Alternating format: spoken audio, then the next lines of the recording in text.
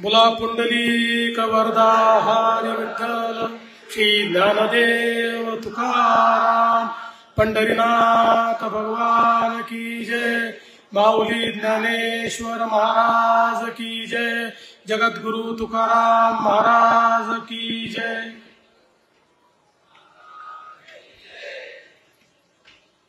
हिंदवी स्वराज्याचे सरसंस्थापक छत्रपती शिवरायांना मानाचा मुजरा करतो। भारतीय राज्यघटनेचे शिल्पकार भारतरत्न डॉक्टर बाबासाहेब आंबेडकर यांना मानवंदना अर्पित करतो। संतश्रेष्ठ ज्ञानेश्वर माऊली सप्त शतकोत्तर सुवर्ण महोत्सवाच्या निमित्ताने या ठिकाणी आजच्या सांगता काल्याच्या कार्यक्रमामध्ये आपल्या सर्वांना आशीर्वाद देण्याकरता उपस्थित असलेले आपल्या या वारकरी संप्रदायाचे भीष्म पितामह हवप शांतिगम्य मारुती महाराज कुडेकर बाबांच्या चरणी देखील या ठिकाणी नतमस्तक होतो।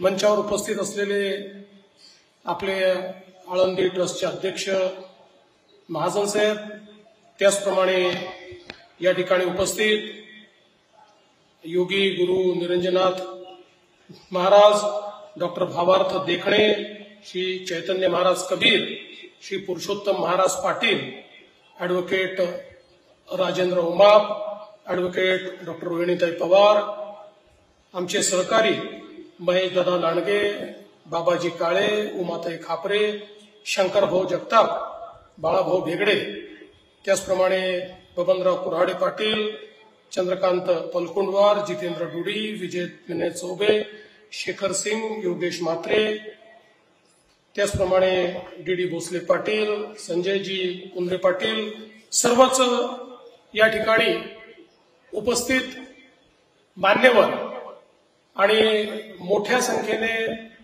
उपस्थित असलेल्या माझ्या सर्व वारकरी भगिनी आणि बंधूंनो, आज मला अतिशय मनापासून या गोष्टीचं समाधान आहे की या अतिशय महत्वाच्या सप्तशतकोत्तर सुवर्ण महोत्सवी सोहळ्यामध्ये आपल्या सर्वांचं दर्शन घेण्याची मला संधी मिळाली।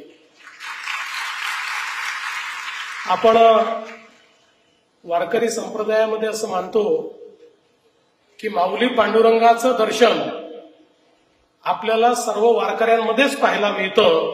आपल्या सगळ्यांच्या मध्ये पांडुरंग आहे, त्यामुळे पांडुरंगाचं दर्शन हे आपल्या माध्यमातून मिळालं आणि आमच्या लाडक्या बहिणी रुक्माई रूपी त्या देखील या ठिकाणी उपस्थित आहेत, त्यामुळे त्यांनाही या ठिकाणी मी सप्रेम जयहरी करतो।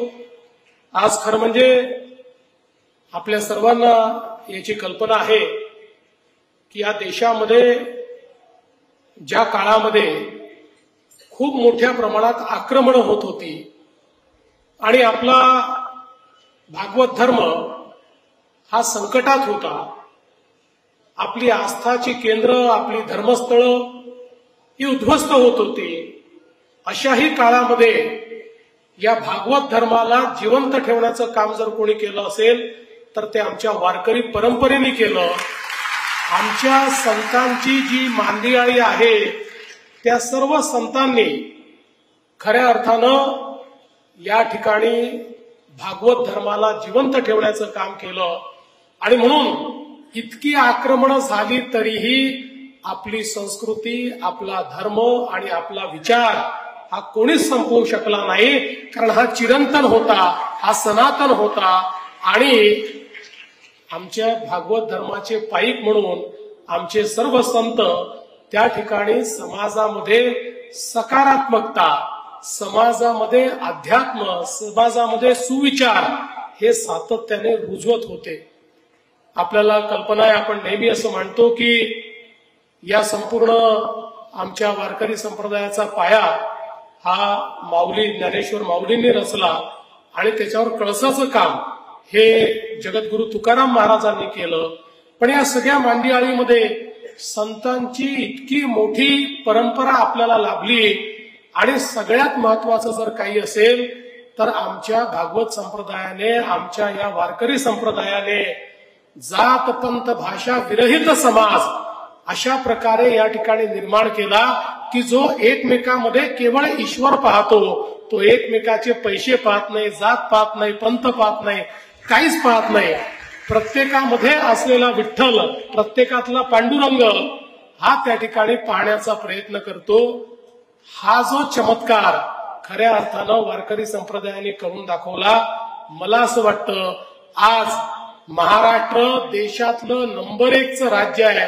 याचं कारण आमच्या वारकरी संप्रदायाने जी परंपरा या महाराष्ट्रामध्ये त्या ठिकाणी रुजवली.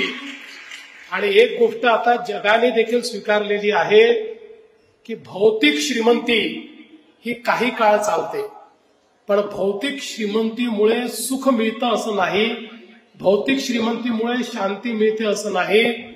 आता नुकताच अमेरिकेसारख्या जगातल्या सगळ्यात श्रीमंत राष्ट्रामध्ये ज्यावेळी निवडणूक झाली, त्या निवडणुकीचं जे सर्वेक्षण झालं त्यात लोकांना विचारलं निवडणुकीचा प्रमुख मुद्दा काय, तर त्यांनी सांगितलं, बहुतांश लोकांनी 40% लोकांनी सांगितलं मानसिक स्वास्थ्य हा निवडणुकीचा मुद्दा आहे.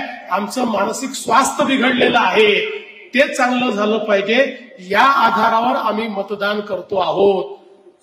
भारतामध्ये मानसिक स्वास्थ्य याकरता बिघडू शकत नाही की आमच्याकडे संतांची परंपरा आहे. आमच्याकडे प्रत्येक गावामध्ये सप्ताह होतो.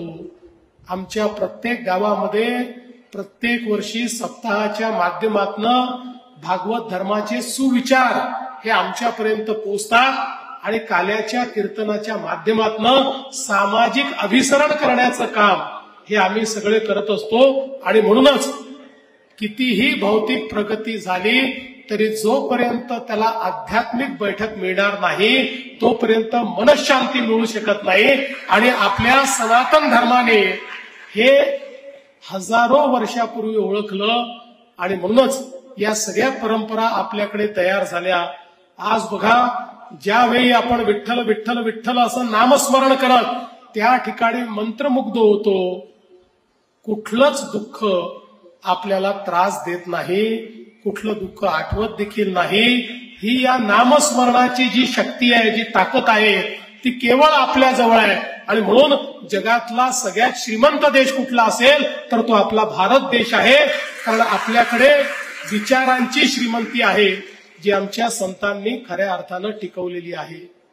आज खरं म्हणजे वारी, मगाशी या ठिकाणी सांगितलं की वारीच्या संदर्भात जगातली सगळ्यात मोठी तीर्थयात्रा म्हणजे वारी आहे. आणि या वारीमध्ये सगळ्यात महत्वाचं काही असेल तर स्वयंशिस्त आहे. याला शिस्त लावण्याला कोणालाही बाहेरून यावं लागत नाही. या वारीमध्ये पोलिसांचं कुठलंही काम नाही. पोलिसांचं काम असेल तर फक्त थोडं ट्रॅफिक वगैरे पाहणं एवढंच काम आहे. बाकी जी स्वयंशिस्त या वारीमध्ये पाहायला मिळते, मला असं वाटतं की जे वारी करतात त्यांच्या जीवनामध्ये एक वेगळा आनंदही निर्माण होतो, त्यांच्या जीवनाला एक शिस्तही लाभते. आणि त्यांना कितीही दुःखाचे प्रसंग आले, शेवटी आपल्याला गीतेमध्ये श्रीकृष्णांनी सांगितलेलं आहे की दुःख हे येणारच आहे, पण त्या दुःखाने किती दुःखी व्हायचं आहे आपल्याला ठरवायचं आहे. अशा प्रकारचा जो विचार आपल्याला श्रीकृष्णाने दिलेला आहे तो खऱ्या अर्थानं या वारीच्या माध्यमातून आपण रुजवण्याचा प्रयत्न करतो. आणि माऊलींनी तर ही भगवद्गीता आपल्यापर्यंत पहिल्यांदा मराठीत पोहोचवण्याचं काम केलं. खरं म्हणजे आपल्याला माहिती आहे की मराठीला अभिजात भाषेचा दर्जा मिळाला.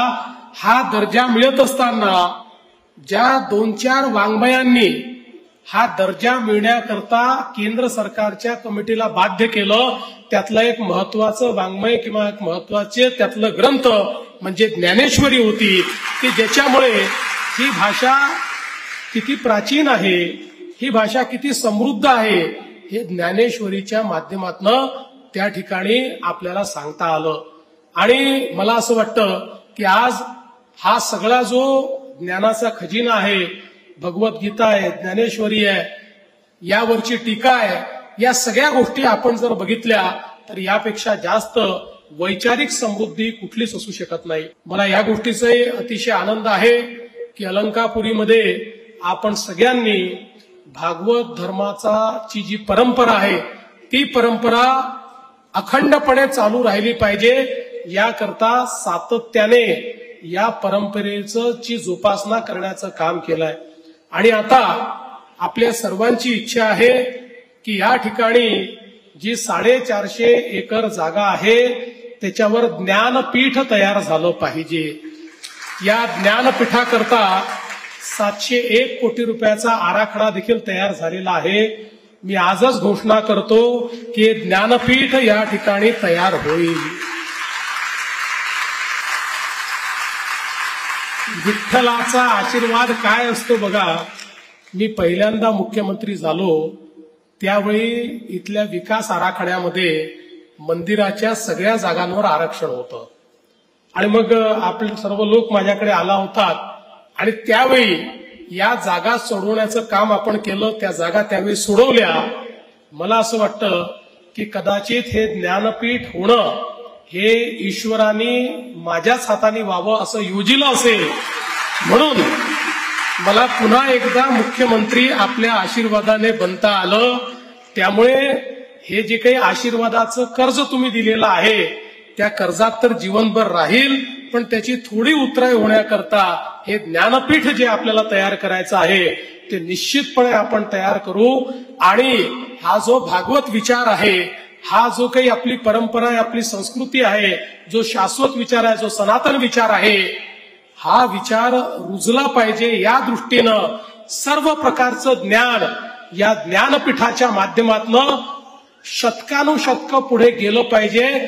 अशा प्रकारचं जगाला हेवा वाटेल असं ज्ञानपीठ या ठिकाणी आपण तयार करणार आहोत, हे मला निश्चितपणे आपल्याला सांगायचं आहे. यासोबत आपल्याला कल्पना आहे की आपली सगळ्यांची इच्छा आहे इंद्रायणी नदी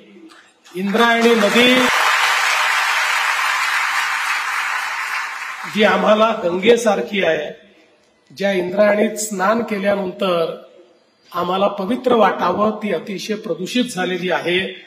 आपल्याला कल्पना असेल गेल्या काळामध्ये आपण एक इंद्रायणीचा विकास आराखडा तयार केला होता. मध्यंतरीच्या काळामध्ये स्पीड ब्रेकर आले होते, नंतर ते स्पीड ब्रेकर सगळे दूर झाले आणि आता हा आराखडा सर्व प्रकारच्या मंजुऱ्या घेऊन आम्ही केंद्र सरकारकडे निधी करता पाठवलेला आहे. मला विश्वास आहे की हा आराखडा लवकरात लवकर आम्ही केंद्र सरकारकडनं मंजूर करून घेऊ आणि या आराखड्याच्या माध्यमातून पिंपरी चिंचवड महानगरपालिकेसहित 39 छोटी मोठी गावं आणि शहरं आहेत की ज्याचं संपूर्ण घाण पाणी, सांडपाणी इंद्रायणीमध्ये चाललेलं आहे. हे सगळं पाणी त्या ठिकाणी शुद्ध करणे आणि केवळ शुद्ध पाणीच इंद्रायणीत जाईल अशा प्रकारचा आराखडा तयार केलेला आहे. त्याचं आपण आता नुकतंच एक टेंडर देखील काढलेलं आहे. लवकरच त्याच्या कन्सल्टंटचा वर्क ऑर्डर आपण देऊ. आणि मी आपल्याला या ठिकाणी सांगतो, काल आपण जे जलपूजन केलेलं आहे ते जलपूजन या ठिकाणी वाया जाणार नाही. आपल्या इंद्रायणीचं जल हे तसंच पूजनीय होईल अशा प्रकारचा प्रयत्न हा निश्चितपणे आपण करणार आहोत. केवळ आपल्याला सांगतो की हे काम लवकरात लवकर सुरू करू, पण हे काम पूर्ण व्हायला कालावधी लागतो. कारण आपल्याला माहितीये की जे सीवेज ट्रीटमेंट प्लॅन्ट तयार करावे लागतात त्याला थोडासा कालावधी लागतो, पण जो काही कालावधी लागेल तेवढा कालावधी कमीत कमी कालावधी या ठिकाणी घेऊन आणि आपण या आमच्या इंद्रायणी नदीला निर्मल करू, अविरल करू, अतिशय स्वच्छ करू. हा शब्द आज या निमित्ताने मी आपल्याला निश्चितपणे देतो. आणि यासोबत एक अजून महत्वाची गोष्ट आपण या ठिकाणी सांगितलेली आहे. खरं म्हणजे परमपूज्य हबप शांतीब्रह्म मारुती महाराज कुरेकर हे आपल्या या भागवत धर्माचे अर्धव्यू आहे. त्यामुळे निश्चितपणे त्यांना पद्म पुरस्कार मिळाला पाहिजे अशा प्रकारची शिफारस की राज्य सरकार याच वर्षी केंद्र सरकारकडे करेल आणि केंद्रात जाऊन आम्ही विनंती करू की आमची शिफारस केंद्र सरकारने मान्य करावी. हा देखील मी आपल्याला या निमित्ताने शब्द देतो.